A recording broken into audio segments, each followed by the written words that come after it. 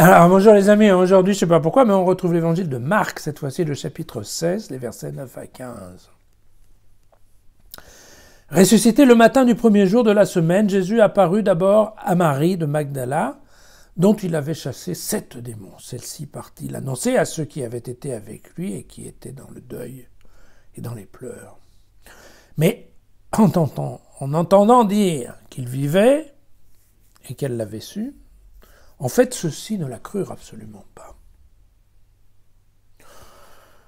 Alors après cela, il se manifesta sous un autre aspect à 2 d'entre eux qui faisaient route pour se rendre à la campagne. Ceux-ci revinrent l'annoncer aux autres, mais eux non plus.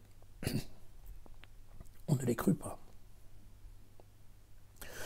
Ensuite, il se manifesta aux 11, alors qu'ils étaient à table.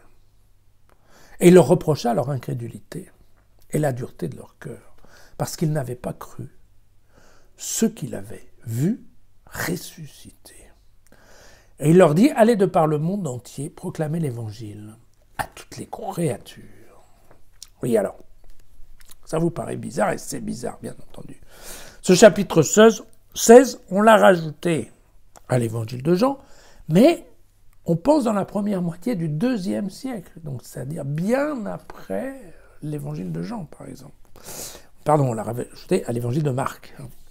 Pourquoi ? Parce que,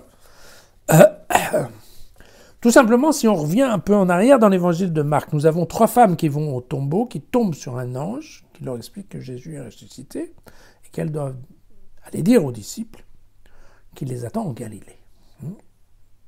Et le verset 8, qui est le dernier verset de la version originale de l'évangile de Marc, c'est le suivant.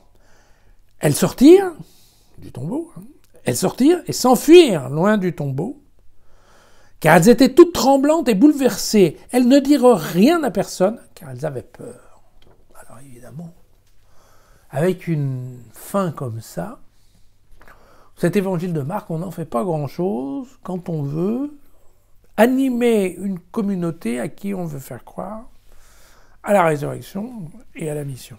Et donc, effectivement, il a fallu faire une construction littéraire qui, certes, est un peu bancale, qui est inspirée à la fois de Jean de Luc, pour mettre en valeur les apparitions du ressuscité, voilà, et puis, sur l'incrédulité des disciples, bien entendu, et du peuple, voilà. C'est ainsi que Jésus apparaît donc en Marie-Madeleine exactement comme en Jean 20, au chapitre 20, verset 11, Et puis, les 2 disciples qui marchent, on a bien compris que c'était les disciples d'Emmaüs, chez Luc, vous voyez.